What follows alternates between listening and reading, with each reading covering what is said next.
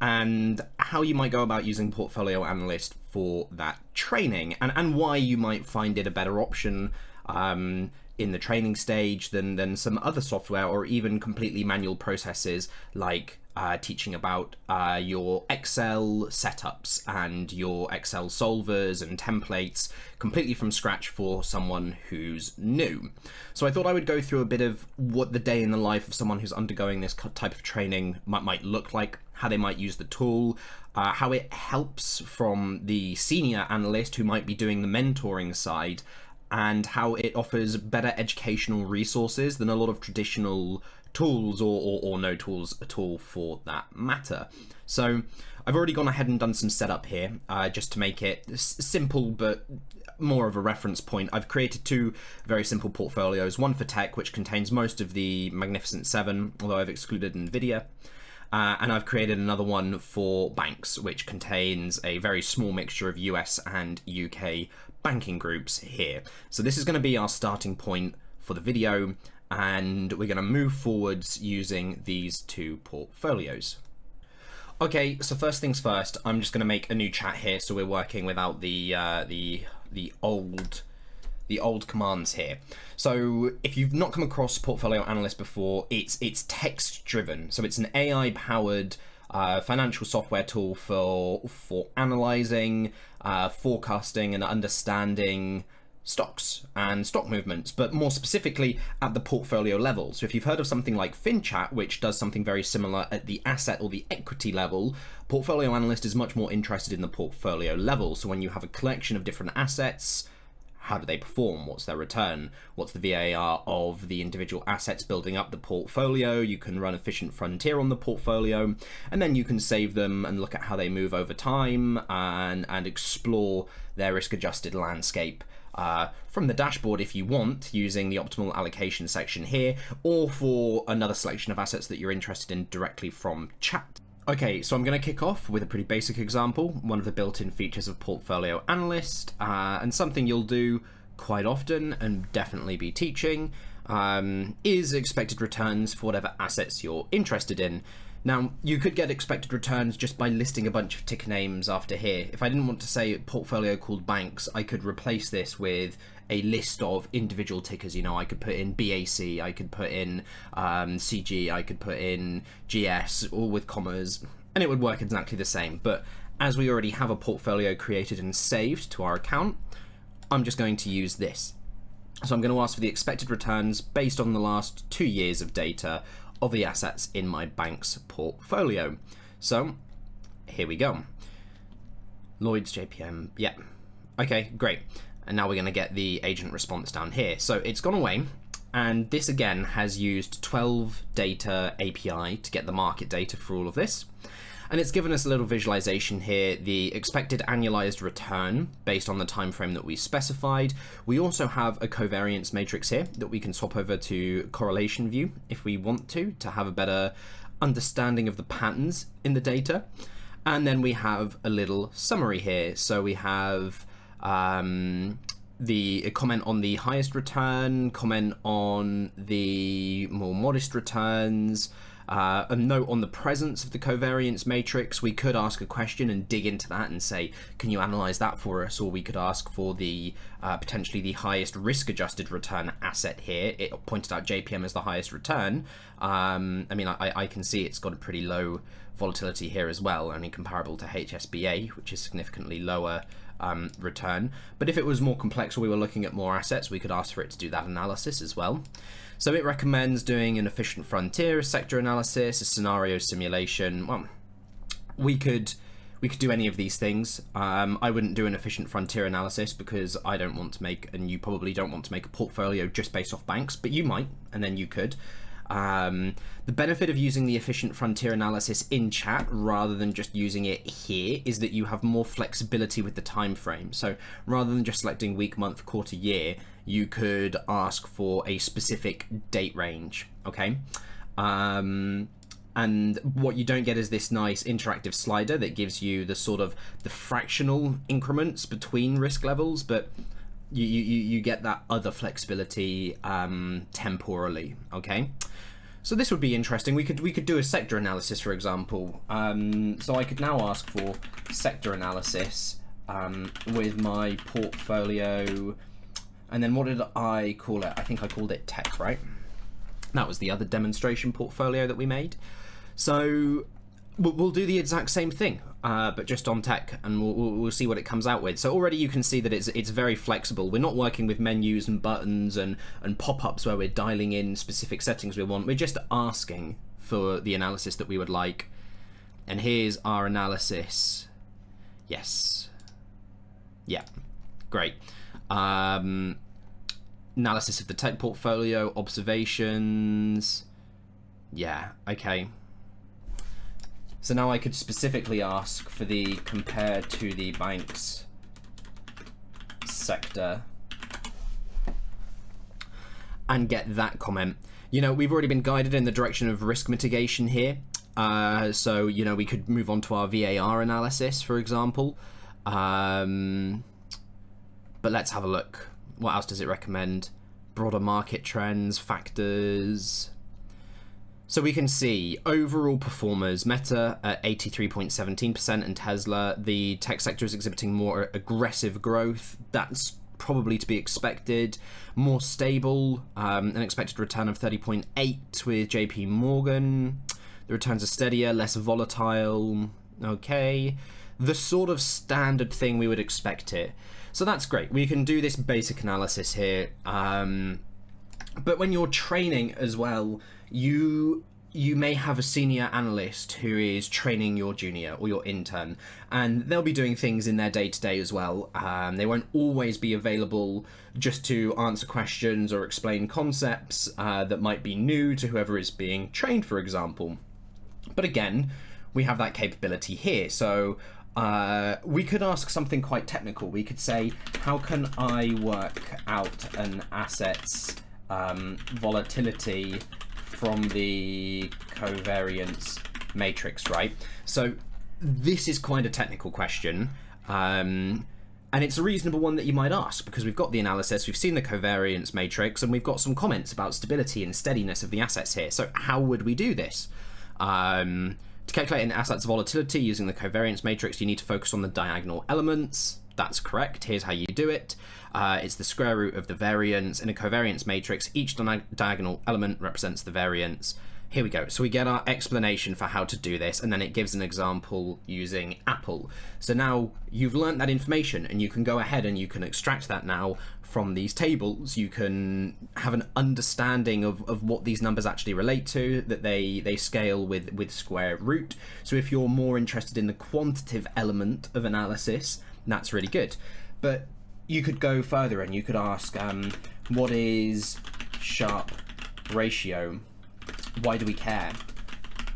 Okay, and you might expect that someone that you're interning or training might have some education and already knows this specific term, but maybe you're not. Maybe you're doing really from ground zero training, or maybe this is something they need a refresher, and here we go. We get the formulaic definition of the Sharpe ratio, along with what it means in layman terms, why we care about it. So that's really good. And we could go away now, and as they're exploring the dashboard and they're exploring the platform, they will see Sharpe ratio, alpha, beta, and various other things, right? Say that we look at the earnings report for Meta, okay? You're going to see some terms on the earnings report for Meta that you might be unfamiliar with, and you might want to ask about those. And in exactly the same way that we've just asked about calculating volatility from the covariance matrix and got an example, and the Sharpe ratio, we have an example here. We'll collect the earnings report for Meta. That is good. Most recent here, along with our table. So now we could ask, you know, what's estimate, what's actual, what's surprise. We could ask about EPS, for example. And all of that data, as we can see here, is visible to the agent. So it's aware of all of the terms and the numbers. because it can give us a textual explanation. We could go further with this. We could ask about trends. We could say, what's the overall trend been on this? What's the surprise? I can very clearly see that the surprise has been increasing report on report. So are there trends in this report? And maybe it will pull out the increasing surprise. Hopefully it will, because that's what we've noticed. Noteworthy trends, consistently outperformed. That's true. Maybe that was an obvious one that I glossed over, but it does consistently outperform its expectation. And the magnitude of the surprise is increasing over the year. Yep, that's what we pointed out. A clear upward trajectory in EPS growth. So this is great because we're getting all of this summarized information directly through chat. Just wanted to take a break to show how this is quite powerful. As you can see, we've got a number of analysis just at our fingertips and access to data from reports simply by asking. So we don't really have to go and search these things on the internet. We don't have to go through Yahoo Finance, or we don't have to swap between different parts of the Bloomberg terminal if you're using something that expensive in your business. Even if you are, or if you're not, and you're using free sources, like Yahoo Finance, right, or your own data provider, we're getting this in one place. We're getting it right here just by asking. So we're not having to go through different tabs for Apple, Tesla, Google, Microsoft, Netflix, Meta, right? And even if you were automating this process so that you were collecting all that data in one place, you're not going through the trouble of manually creating, updating, distributing some kind of Excel solver or Excel template spreadsheet that you're using internally, where you are running these kinds of analysis, but you have like maybe a template for each type of analysis that you want to do, or a sheet for each type of analysis that you want to do, right? This is all just being pulled from APIs in real time. The graphs are being constructed automatically, and the data is being pumped in. And I would understand as well, as a business, you might have concerns with a tool like this, where you say, well, okay, but is this data reliable? Is it subject to hallucination? And the good news is that all of the results that are visualized in charts like this, and let's just get something going. Let's get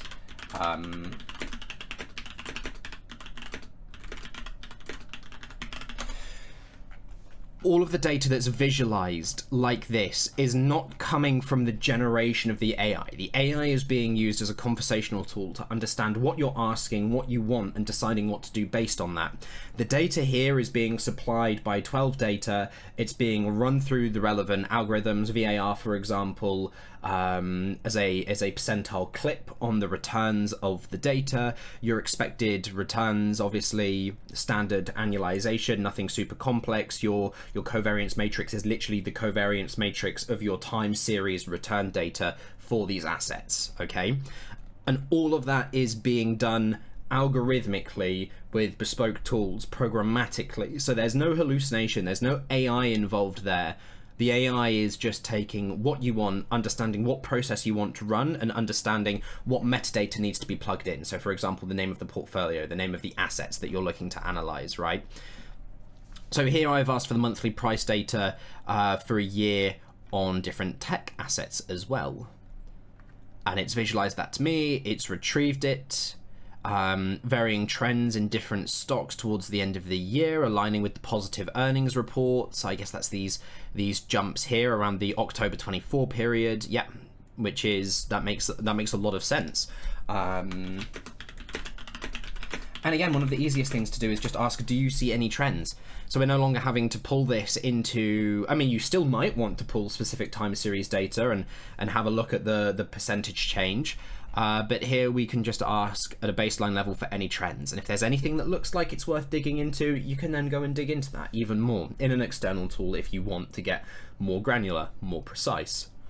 Netflix experienced fluctuations, rise and adjustments during the mid-year, possibly linked to quarterly results or market reactions. So we could dig into this further. We could say earnings report for Netflix. Let's have a look. Did they miss an expected earnings at some point? They did in January. Yeah. And they had a very strong one in April and much lower, but still positive in July and October. So does that possibly explain some of this uncertainty around Netflix that we see, its fluctuations? Not necessarily. It looks a bit more cyclical to me. Could just be natural market movements. And again, it's quite correlated with Apple here, which is the orange one, and even Microsoft to a lesser degree. So there's a little bit more detail there about how you might use this. Okay, so risk analysis and portfolio optimization. Let's do something here. Let's get a VAR for tech and one for banks. Okay. I've misspelt it, but it should be able to work out exactly what I want. That's one of the nice things about an AI chat interface. You can be a little bit more relaxed with how you talk to it, and it should still know what you want. Hopefully my internet's a bit stable now, and we won't see that same connection error. But if you do ever experience like an error like that, you can just try again. For me, I literally just needed to type another message and that was it. So here we have the value at risk for, yes, so this is the tech portfolio. Here's the VAR for the bank portfolio here. Okay, nice. So this is being done at the interval of a 1 day VAR. I can see the color banding here. Also described here, sort of in the footnotes, we can see this. So let's say take all of the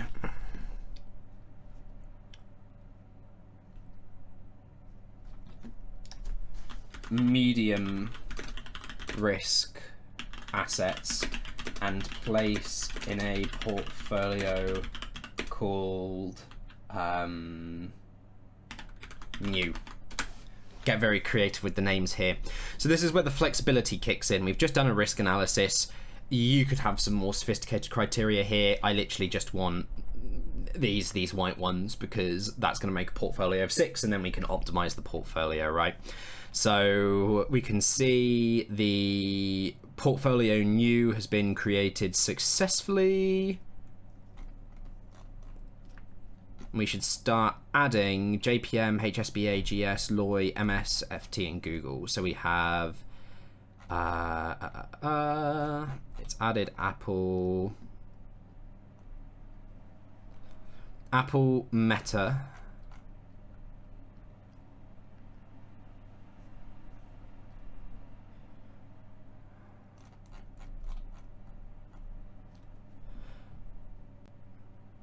okay, so it's taken a bit of liberty here, where it's saying it's interpreted medium as 1.85 to 2.16. I guess you could say this is reasonable. I would say that when I was talking about medium, I was referring to medium as defined by the value at risk analysis here, so of 1 to 2%. But it's gone ahead.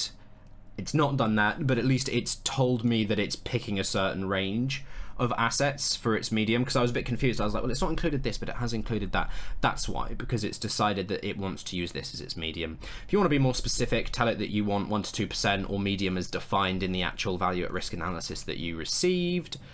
I'm not going to get pedantic about this, so I'm going to follow the steps to create a portfolio. Well, already here, we can see that our dashboard has been populated. I will ask for an efficient frontier.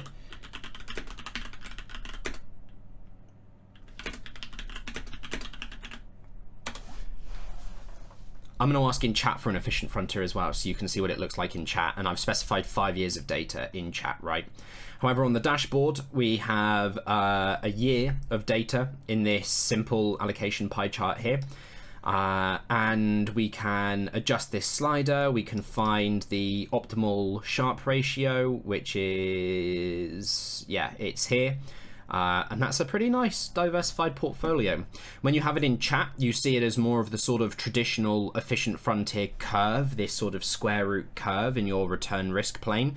And as you move your mouse over, you'll see the different asset distributions here. So just a reminder, this is based on 5 years of data. This is not. This point here is the closest point to our maximum Sharpe ratio portfolio. So here I can see there's a high rating to Goldman Sachs, and then Google, then Apple, Meta, and Netflix. Yeah. Here in our 1 year, obviously we're using less data. There's a bit more volatility in the data. More assets are coming through. Oh no, there's not actually. It's still 6 assets here. Is it the same 6 assets? We have Lloyd's, and then we have Goldman Sachs, and then it becomes Meta, Apple. Right, okay, so it's still pretty similar. Google drops down. Apple drops down a little bit. Meta comes up. Okay, interesting. So that's the difference here. You could use whichever of these you like, but the idea here now is that you could go ahead and write a report. So let's say, yeah, let's say use the dashboard optimal allocation to write a client report on this allocation. Include details of how it was constructed in this session. So this is the final thing I'll do. We did our value at risk. We've done 2 different optimizations. This is not something that's built in. I wouldn't trust this so much. If you're a proper institution, you would want to grab this, write your own, refine it or whatever. This is the LLM aspect, the AI aspect. So this isn't any sort of built-in functionality. This is the LLM sort of taking the context of the session and writing a very weak draft report for us here. But it can do it. So client report, it details the optimal allocation strategy. Yeah, okay. Optimal allocation here, expected Sharpe ratio 2.13, higher. I suppose we should define what optimal actually means here. I've made an assumption because I always go for maximum Sharpe ratio portfolio, and it's obviously I've asked it to write a report on the optimal portfolio. So I'm going to specifically ask it to write it for the allocation with 2.27 Sharpe ratio, Meta 18.95, etc. Apple 15.45. Okay.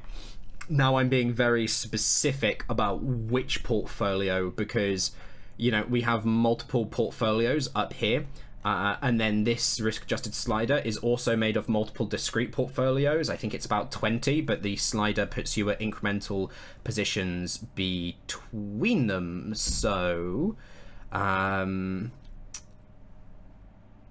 nice. Okay, here we go. Yeah, this is what we wanted, 14.38. Yes, okay, so this is the portfolio that I wanted. Assets were chosen based on historical performance, stability, growth potential. The portfolio was constructed using historical data analysis, focusing on assets such as Meta and Goldman Sachs, which offer high expected return relative to their risk. The portfolio achieves a high Sharpe ratio. So this is cool. You could actually ask for more of a breakdown on which assets are contributing to the Sharpe ratio. Allocation balances various industries. Recommendation, continuous evolution of portfolio evaluation of portfolio performance, additional diversification. Yeah, okay. So quite generic. You'd want to go and write your own version of this, but at least if you get a basic version like this in chat, it has a context of what you've done throughout the chat history. It's got a context of, we started with 2 portfolios in different sectors, we combined them together. So some of that can sort of leak through into this generated report. I hope that's been a little bit insightful here. The main takeaway is that, just so you can see that we have different things that we can do up here that will be explained to you. So we have the expected return, the earnings data, the price history, portfolio optimization, value at risk data, and then any of the contextual stuff where we were asking about what is Sharpe ratio, what does this mean? We could ask what is EPS, can you compare these 2 portfolios? All of this is very, very easy to do in Portfolio Analyst. It's very easy for someone who's undergoing training to have a look at these different visualizations, make tweaks for them without having to swap between lots of different tools or softwares or views, and really get a ball rolling in that process, and then later on be able to talk to their mentor within the company and ask for extra guidance, and then maybe get hands-on with more of the complex or bespoke tools that you're potentially running and using once they've got to grips and completed some assignments from their mentor inside of this software itself, having a look at all of the different availabilities, constructing their own portfolio, monitoring it over a week or however long, right? So hopefully that gives some insight. You're saving time potentially, depending on if you're using just Excel spreadsheets, lots of different views, disparate data providers, and something that's able to actually explain and inform and educate when a mentor isn't necessarily available all of the time. So maybe that's interesting to you, and if it is, feel free to reach out to VectaBass. This isn't actually the business platform, this is the personal platform, so this is all designed for retail traders, right? So we would like to continue expanding the business offering with more bespoke tools, integrations to existing software for your own company, for example, and more detailed, more broad analysis tools available to you. So yes, all of this demonstration was done using the personal retail-based platform. And if you see potential for something like this inside of your business operations, then please do. And if you see something like this as potentially valuable for your business operations, then please do reach out. All right, cheers.